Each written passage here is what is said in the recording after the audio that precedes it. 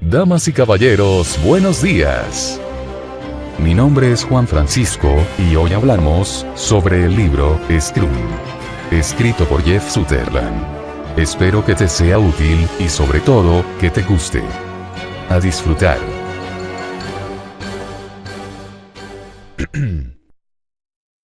Comencemos por una pequeña introducción. Hace más de 20 años, Ken Swaber y yo inventamos Scrum, con el objetivo de encontrar una forma más eficaz de crear software. Hasta aquel momento, la mayoría de las empresas usaba el método en cascada, en el que el trabajo se completa por fases y se avanza paso a paso hasta el lanzamiento del producto. Este proceso era lento, impredecible y a menudo el resultado era un producto que nadie quería o por el que nadie estaba dispuesto a pagar. Lo normal en la planificación con diagramas de Gantt es no cumplir los plazos y pasarse del presupuesto de forma desastrosa. Para evitar esto, en 1993, inventé una forma nueva de hacer las cosas. Scrum, un método que está en línea con los sistemas evolutivos, adaptativos y que se autocorrigen. Este método ha sido adoptado por la industria tecnológica, pero sigue siendo relativamente desconocido en otros campos. Ese fue el motivo de que escribiera este libro, revelar y explicar el sistema Scrum a empresas fuera del ámbito de la tecnología. En las páginas que siguen, descubrirá que hemos utilizado el Scrum para hacer de todo, desde automóviles asequibles de bajo consumo, hasta la actualización del sistema de datos del FBI. Este libro le ayudará a entender cómo el Scrum puede ayudarle a transformar el funcionamiento de su compañía y su forma de crear, planificar y pensar, del mismo modo que ha revolucionado la innovación y el tiempo de lanzamiento al mercado en un número grandísimo de empresas nuevas y en cantidad de productos que proceden de Silicon Valley y del mundo de la tecnología. Empecemos hablando sobre los orígenes del Scrum. En 2009, Jeff Johnson, antiguo subdirector de Ingeniería de Tecnologías de Información de Lehman Brothers, aceptó un trabajo en el FBI. Tenía que crear un nuevo sistema informático para la institución adaptado al siglo XXI, tras varios años de fracasos y millones de dólares del contribuyente dilapidados.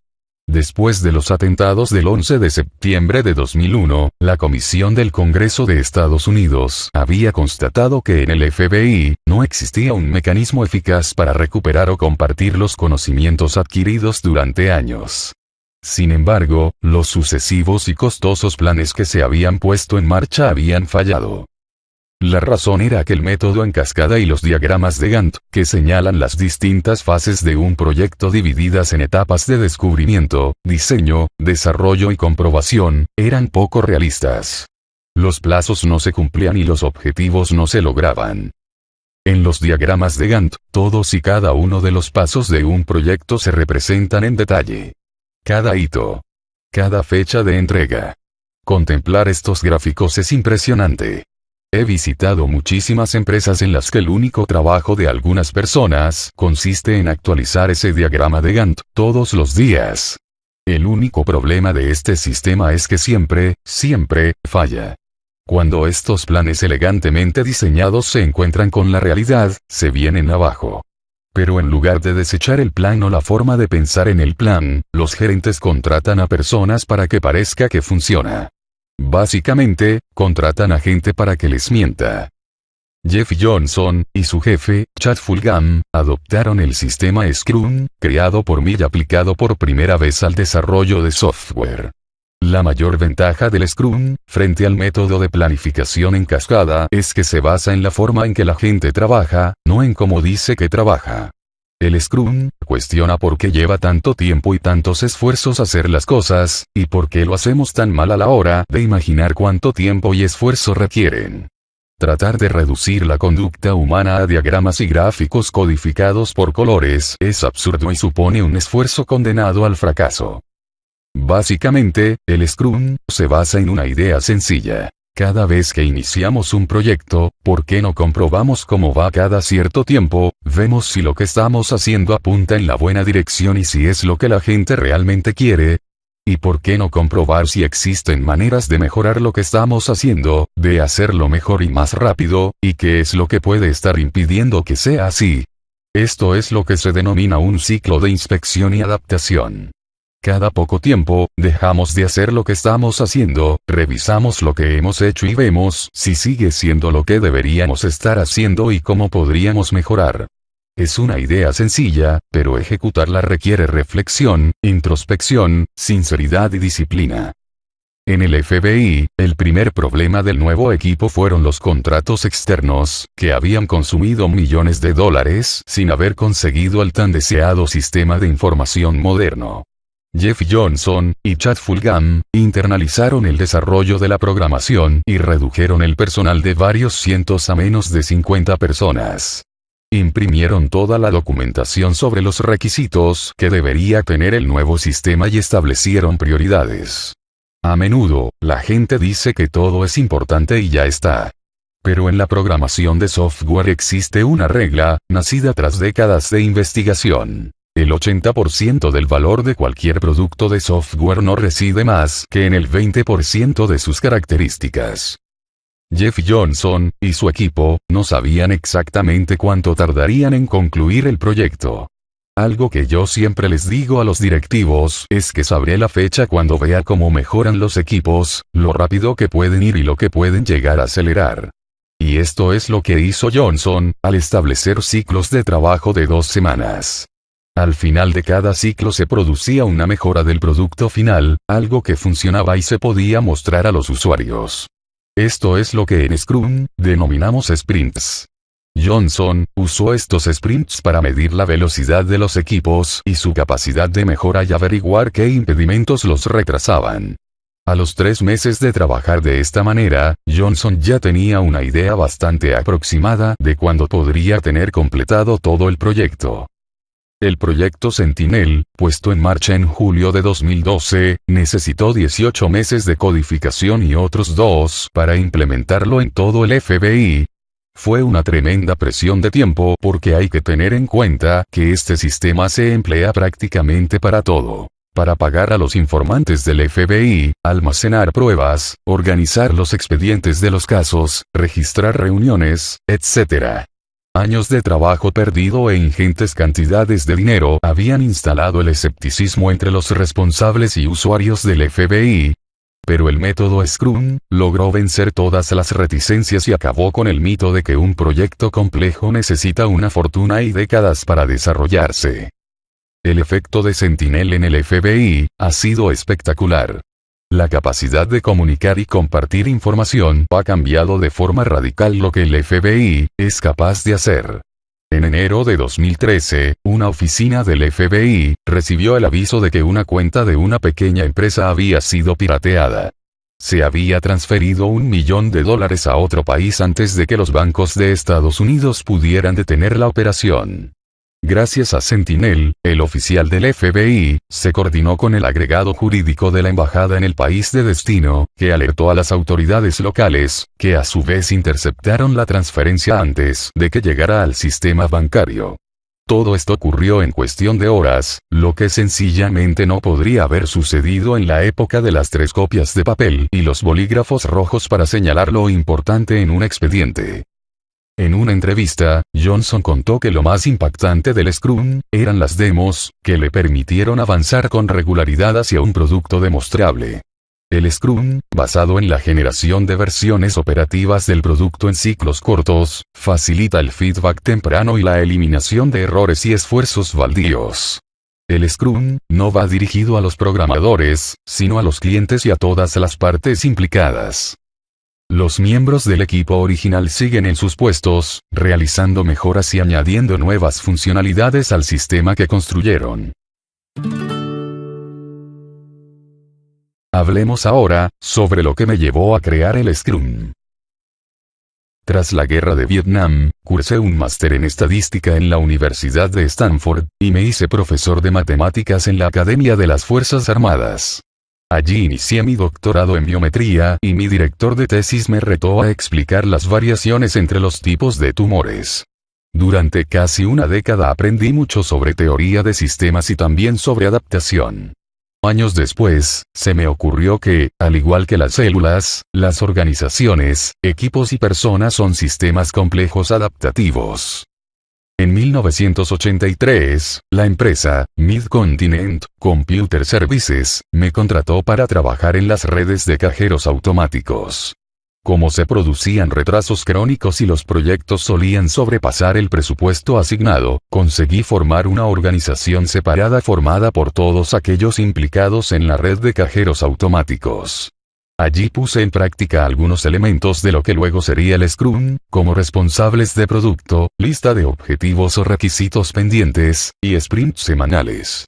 En 6 meses nos convertimos en el departamento más rentable de la empresa. Convencido de que el constante feedback era la mejor forma de aumentar el rendimiento, en 1993 llevé mis nuevas ideas a una empresa llamada Isel. Mi objetivo era desarrollar una línea nueva de productos que permitieran a nuestros clientes diseñar y construir aplicaciones internas. Mi equipo y yo pasamos semanas leyendo publicaciones sobre organización de equipos y desarrollo de productos hasta que encontramos un artículo de 1986 de la Harvard Business Review, escrito por los catedráticos japoneses Hirotaka Takeuchi e Ikuhiro Nonaka.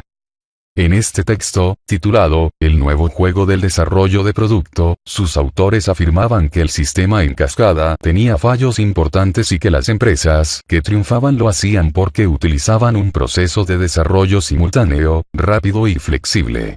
Los equipos eran multidisciplinares. Tenían autonomía. Los directivos no daban órdenes sino que actuaban como facilitadores, apartando los obstáculos del camino de sus equipos. Y tenían un propósito trascendente, es decir, aspiraban a algo más allá de sí mismos.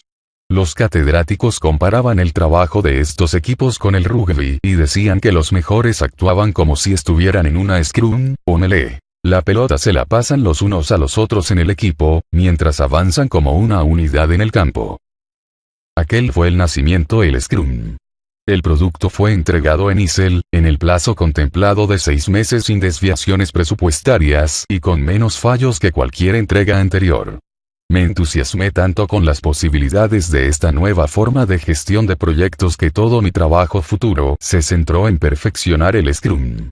2 años después, en el marco de un congreso, presenté un artículo escrito junto a Ken Swaber, titulado, El proceso de desarrollo del Scrum, en el que codificábamos estas prácticas con el objetivo de crear grupos hiperproductivos guiados por el principio, PHCA.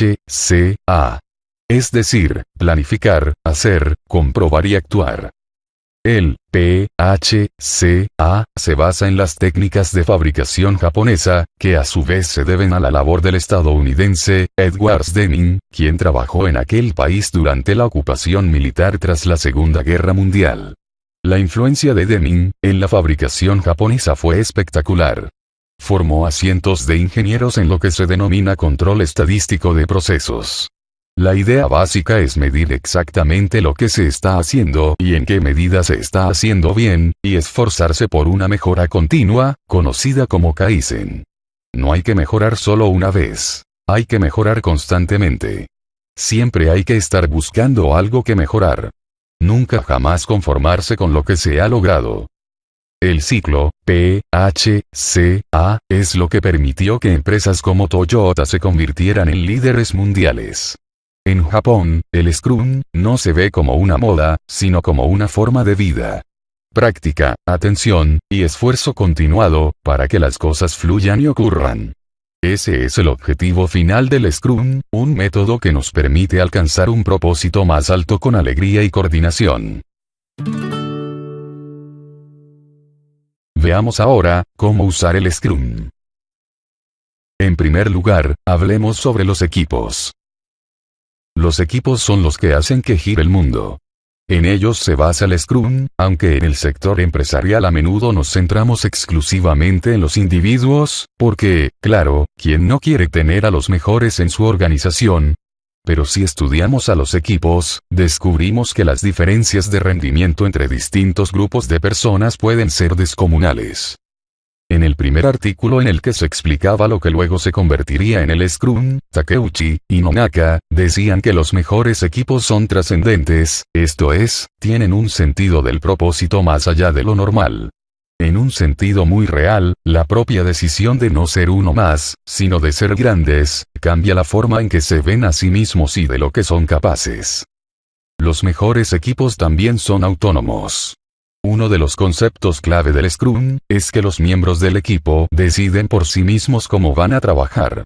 La responsabilidad de establecer los objetivos estratégicos es de la dirección, pero es el equipo el que decide cómo alcanzar dichos objetivos.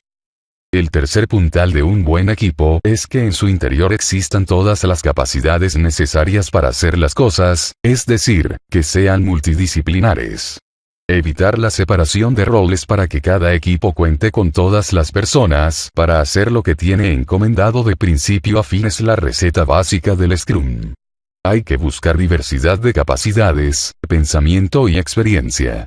Un especialista no debe identificarse por su especialidad, sino por el producto en el que está trabajando. Así es como funcionan, por ejemplo, las Fuerzas de Operaciones Especiales de Estados Unidos. En ellas, cada equipo cuenta con todas las capacidades para desempeñar su misión de principio a fin.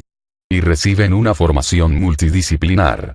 Hay que tener la seguridad de que, si en una operación matan al médico del equipo, el especialista en comunicaciones, por ejemplo, puede apañárselas para curar a un compañero herido en combate.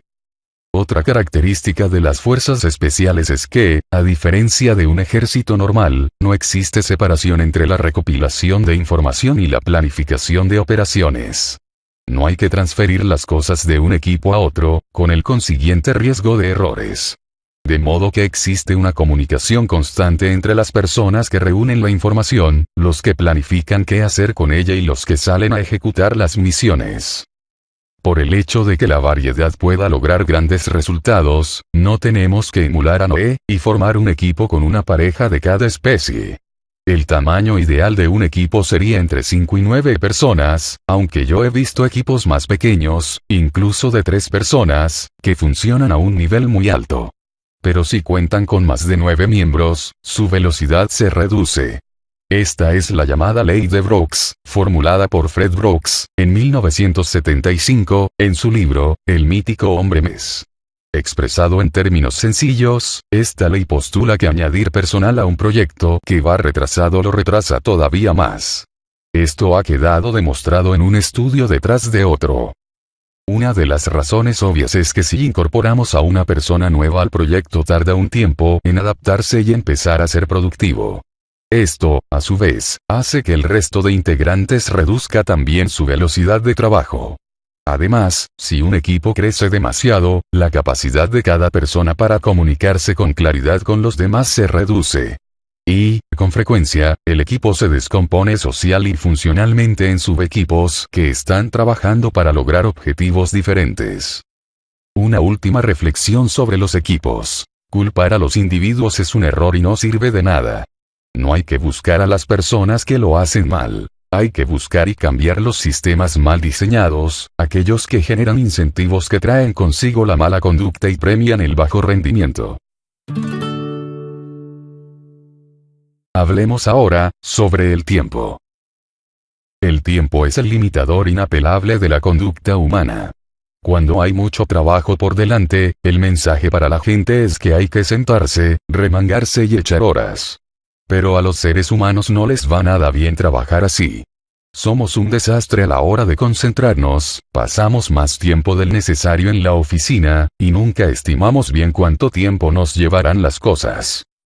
Aunque no podemos hacer que el sol se pare, sí es posible hacer que corra más.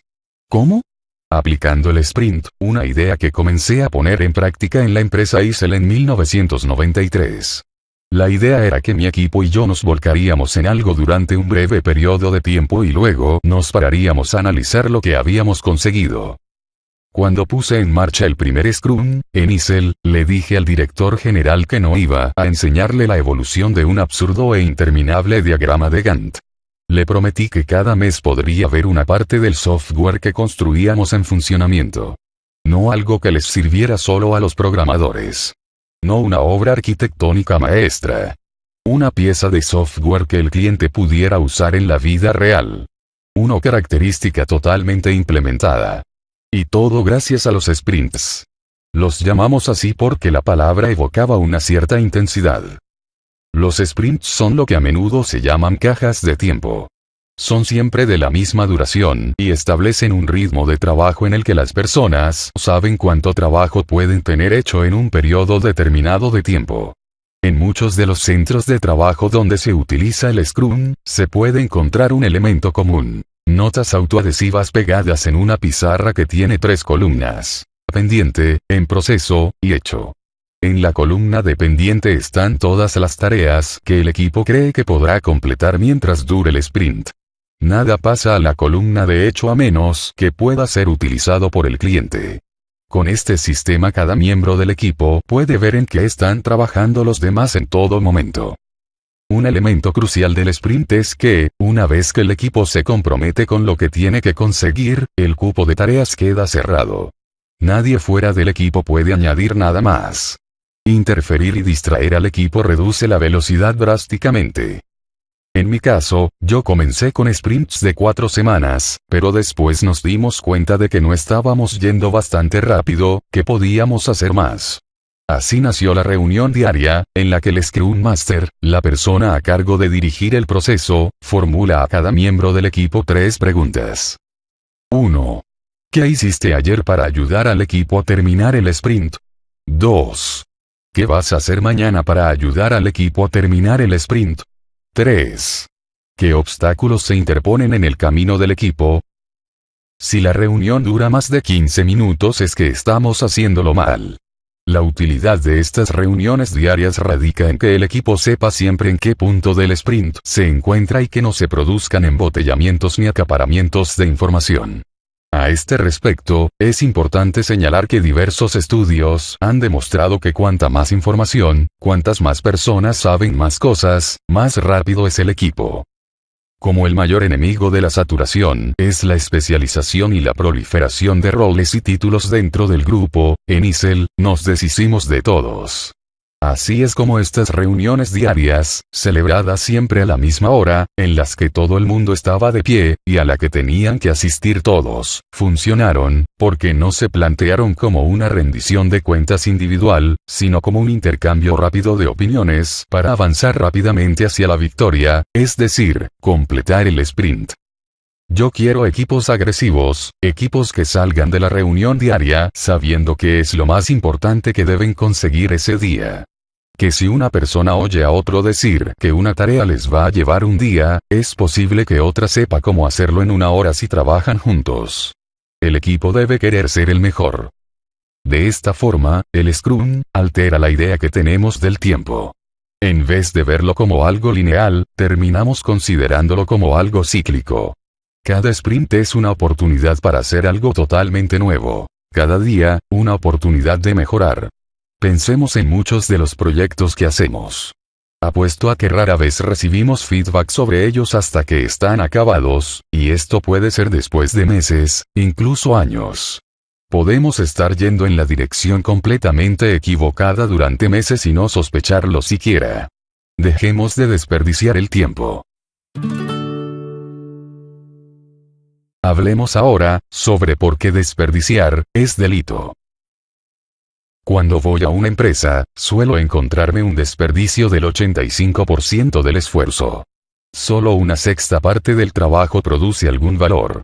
Según Taiichi Ohno, el padre de Toyota, y autor de Toyota Production System, una de las fuentes principales de inspiración del Scrum, el desperdicio es un delito contra la sociedad más que una pérdida de negocio.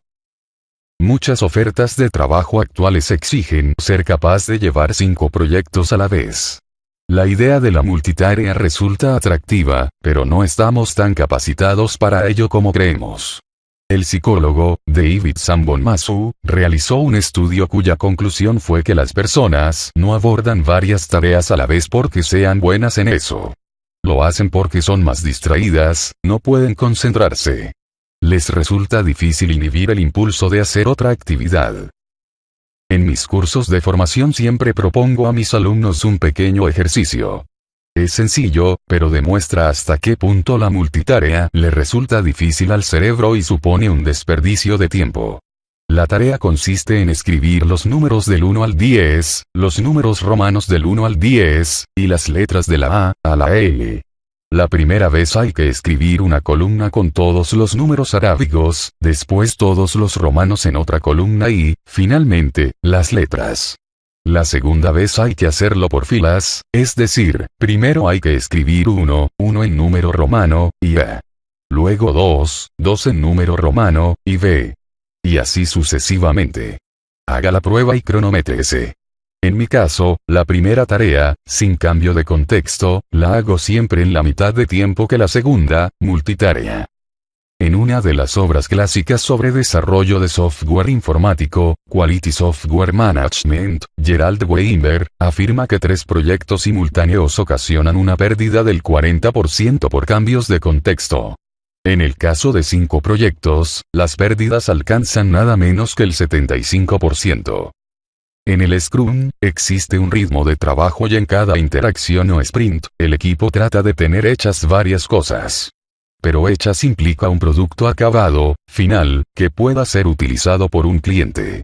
Si algo está a medio hacer al final del sprint, estaremos peor que si no hubiéramos empezado a hacerlo. Habremos gastado recursos, esfuerzos y tiempo, seguramente a causa de la multitarea, y no tendremos ningún producto final. Habría sido mejor crear algo más pequeño, algo que realmente funcionara.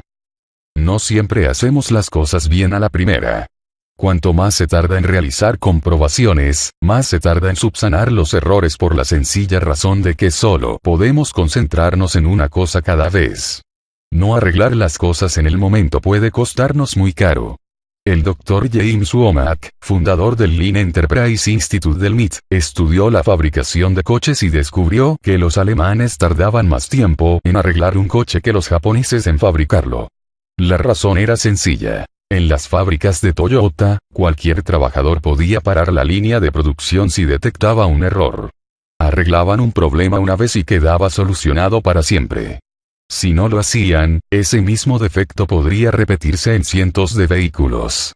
En las fábricas europeas, por el contrario, había docenas de personas al final de la línea dedicadas a arreglar problemas, sin comunicación con los operarios que fabricaban el automóvil. La diferencia era abismal. Cuando estamos trabajando en un proyecto, creamos todo un espacio mental a su alrededor. Sabemos todas las diferentes razones por las que hacemos algo. Tenemos que mantener una estructura bastante complicada en la cabeza.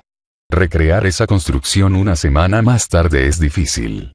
Tenemos que recordar todos los factores que estábamos considerando cuando tomamos esa decisión. Tenemos que convertirnos de nuevo en nuestro pasado, volvernos a colocar en una situación mental que ya no existe.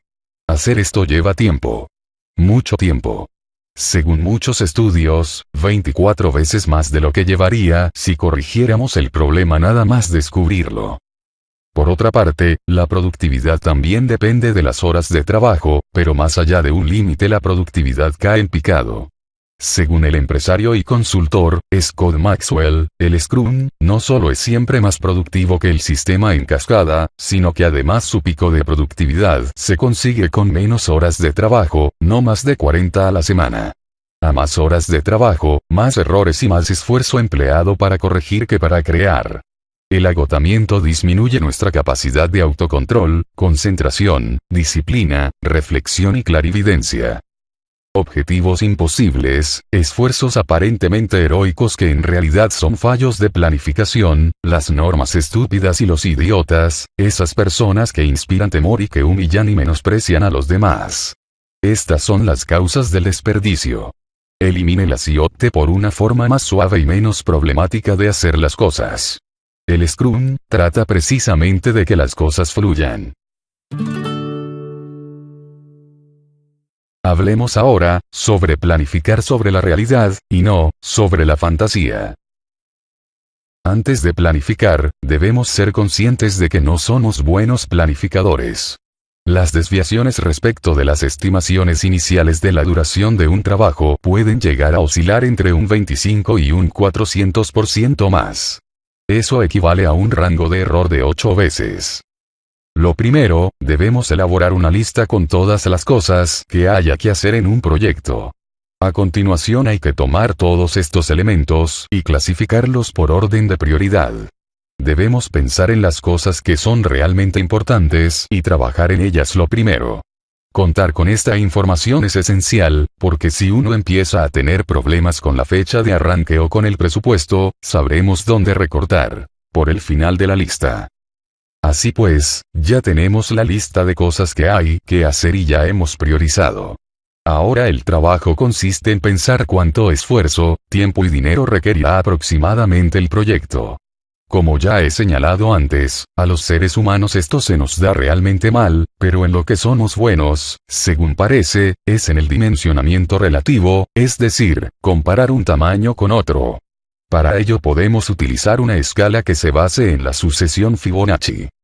La sucesión Fibonacci no es otra cosa que una secuencia de números en la que 1 es la suma de los dos anteriores, es decir, 1, 1, 2, 3, 5, 8, 13, 21, 34, 55, y así sucesivamente.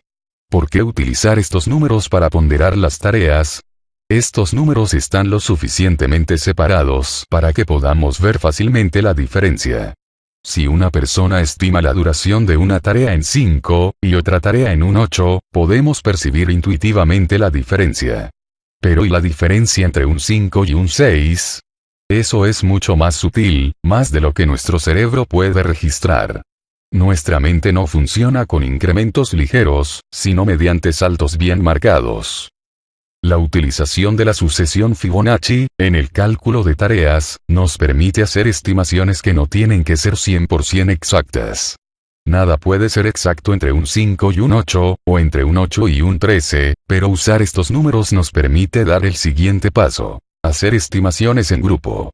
Con la sucesión Fibonacci todo el mundo puede utilizar más o menos la misma vara de medir y, en ese sentido, se puede crear un consenso. Hacer estimaciones en grupo proporciona resultados mucho más exactos de los que haríamos por nuestra cuenta.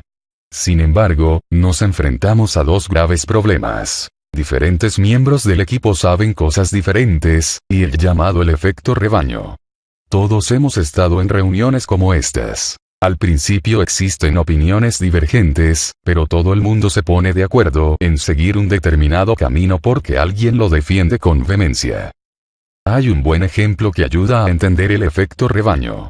Imaginemos que alguien envía un artículo a una revista científica. Supongamos que el editor rechaza el artículo.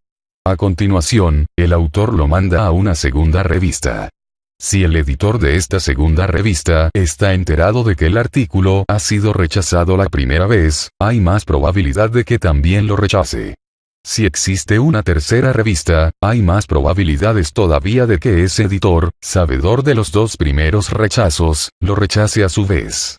La gente da por hecho que los demás sustentan opiniones fundadas, incluso aunque dichas opiniones contradigan las suyas. Esto es un auténtico problema en la gestión de proyectos. Cuando estás tomando una decisión sobre cuándo deberá estar terminado un proyecto de miles de millones de dólares, o la planificación de la reforma de tu casa, es crucial aplicar tu propio criterio, y utilizar las estimaciones de otros para mejorar la tuya, pero no para sustituirla. Para enfrentarnos a este problema utilizo una estrategia basada en el método Delphi, para recabar opiniones individuales y anónimas con el fin de estimar la duración de un proyecto. Lo llamo el póker de planificación. La idea es simple. En una reunión, cada persona dispone de un mazo de cartas, con los valores de la sucesión de Fibonacci. 1, 2, 3, 5, 8 y 13. Y asigna a cada tarea una carta presentada boca abajo. Después de cada mano, las cartas se descubren y se obtiene la media. Si la separación entre dos valores es de más de 3 cartas, los jugadores que escogieron la carta más alta y más baja explican por qué lo hicieron y se juega otra mano. Este método tan increíblemente sencillo sirve para evitar cualquier tipo de comportamiento inmovilista, como el efecto rebaño, y permite que todo el equipo comparta el conocimiento sobre una tarea en concreto. Es crucial, no obstante, que sea el equipo el que de verdad haga el trabajo de la estimación, no un experto en estimaciones ideales. Otro aspecto que debemos tener en cuenta a la hora de confeccionar listas de tareas y asignarlas es la motivación. A este respecto, es importante señalar que no hay tareas, sino historias. Hay que contar para qué, y para quién se hacen las cosas. Antes de priorizar, debemos definir al personaje, al usuario, al cliente, a la persona que va a utilizar lo que nosotros vamos a hacer para que quien tenga que realizar una tarea entienda lo que hace y se mantenga motivado. Hacer tu trabajo dentro de un vacío informativo es tedioso y desmotivador. Trabajar con historias también influirá en la estimación de las cosas. ¿Que quieren simplemente una función de calendario? Eso es fácil. ¿Que quieren un registro de tiempo inalterable con efectos de tipo legal? Eso es un poco más complicado. Además, las necesidades cambian según los personajes. Imaginemos, por ejemplo, una historia cuyo final es: quiero un coche para poder ir a trabajar. Ahora bien, si esa frase empieza diciendo, como persona que vive en las afueras, en lugar de, como granjero que vive en los despeñaderos de Dakota del Sur, la interpretación de lo que sería el vehículo ideal para esa persona sería muy diferente. Las historias lo son todo. Llegados a este punto podemos empezar a contestar a la pregunta de cuándo estarán hechas las cosas. Tenemos las historias, las cosas que hay que hacer. Y las hemos estimado. Esto es un 8, esto es un 3, etc. Y luego empezamos nuestro primer sprint. Digamos que dura una semana.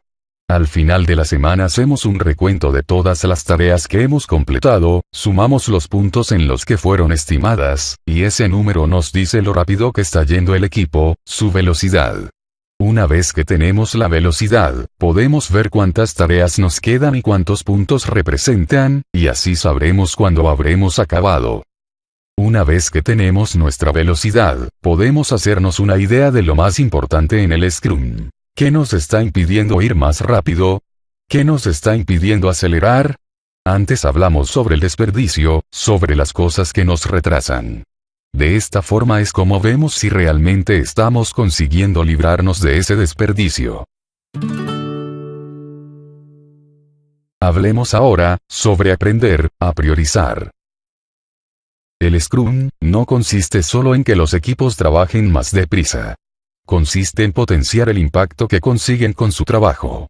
Por eso, cuando asesoro a una empresa, siempre les digo que deben encontrar el equilibrio entre lo que pueden construir, lo que pueden vender y lo que puede llegar a entusiasmarles.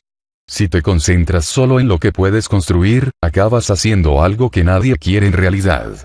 Si te concentras solo en lo que puedes vender, es probable que prometas cosas que no puedes construir. Si solo construyes lo que puedes vender pero no te entusiasma, acabas trabajando duro para construir algo mediocre. El área de intersección de estas tres zonas es la visión del producto, algo que exige, en primer lugar, establecer el backlog, o lista de objetivos pendientes, para que sepamos qué hacer y cuándo hacerlo. El secreto de un buen backlog es que debe englobar lo que teóricamente pueda incluirse en el producto, y su clave es saber lo que hay que hacer primero. Para ello nos preguntaremos qué ítems representan el mayor impacto empresarial, cuáles son los más importantes para el cliente, qué puede generar más ingresos y qué es lo más fácil de hacer. En el Scrum, comenzamos con lo que genera más ingresos de inmediato para eliminar el riesgo del proyecto. Recordemos que el 80% del valor de algo reside en un 20% de las características. El Scrum consiste en averiguar cómo crear ese 20% antes que lo demás.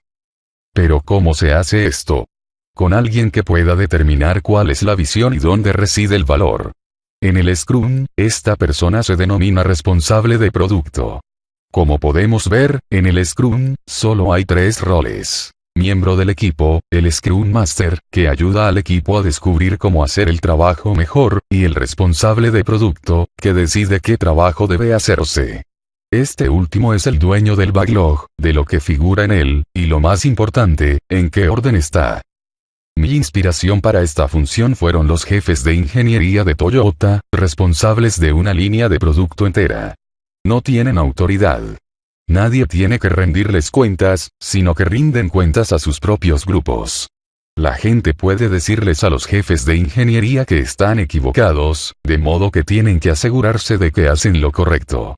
No evalúan el rendimiento de nadie ni intervienen en ascensos o promociones, pero deciden sobre la visión del coche y cómo habrá que fabricarlo mediante la persuasión, no mediante la coerción. Cuanta mayor experiencia, mejor, pero si carecemos de personas con 30 años de experiencia, podemos subdividir la función asignando al Scrum Master el cómo, y al responsable de producto, el qué. El responsable de producto transmite el feedback del cliente al equipo en todos los sprints. Cuando puse en práctica el Scrum, decidí que el responsable de producto debía pasar la mitad del tiempo hablando con la gente que compra el producto, averiguar lo que piensan acerca de la última versión o demo del producto, y la otra mitad con el equipo que crea el backlog, mostrarles qué es lo que los clientes valoran y qué no. Esto significaba que la persona elegida tenía que ser alguien en quien el equipo creyera y confiara. Cuando escoges a un responsable de producto, hay que pensar en alguien que sepa ponerse en el lugar de quien quiera que va a obtener valor de lo que estamos haciendo. Como dice un amigo mío, mi esposa es la responsable de producto ideal. Sabe exactamente lo que quiere. Yo me limito a implementarlo. El Scrum Master y el equipo son responsables de lo rápido que van y de lo rápido que pueden llegar a ir. El responsable de producto se encarga de traducir la productividad del equipo en valor. La clave está en decidir cuál es la medida del valor. Y puede ser cualquier cosa. Conozco equipos de policía que utilizan el Scrum, y miden el valor por el número de delincuentes en busca y captura que detienen cada semana, o iglesias que valoran su éxito según si crece o no el número de feligreses. Después del primer sprint y una vez entregado algún producto, podemos darnos cuenta de que el orden de prioridades puede mejorarse. El orden siempre está fluyendo, pero al mismo tiempo no podemos priorizarlo todo. Como decía Federico II de Prusia, el que lo defiende todo no defiende nada. Justo ahí reside otra gran ventaja del Scrum. El feedback continuo facilita el lanzamiento de productos al permitirnos saber qué es lo que más valora la gente. Así, podemos realizar pruebas con algunas características del producto, a través de un prototipo o un producto mínimo viable, mientras seguimos trabajando para crear más valor. El coste de unos pocos sprints adicionales, no puede compararse con las pérdidas, muchas veces millonarias, derivadas de la construcción de productos o servicios que a nadie le interesan. Por tanto, para finalizar, recuerde que la gente quiere hacer cosas que tengan sentido. Quiere hacer del mundo, aunque sea en pequeña medida, un lugar mejor. La clave está en librarse de lo que se interpone en su camino, eliminar los impedimentos para convertirse en lo que es capaz de hacer. Esto es lo que hace el Scrum. Establece objetivos, y sistemáticamente, paso a paso, va encontrando la manera de llegar a ellos. Y lo que es más importante, identifica lo que nos impide hacerlo. Si hubiera una sola idea que me gustaría que se recordara del Scrum, sería esta. Se pueden cambiar las cosas, no tenemos por qué resignarnos a que se queden como están. No haga caso de los cínicos que le dicen constantemente lo que no se puede hacer. Sorpréndales con lo que se puede. Y aquí termina el libro, Scrum. Escrito por Jeff Sutherland.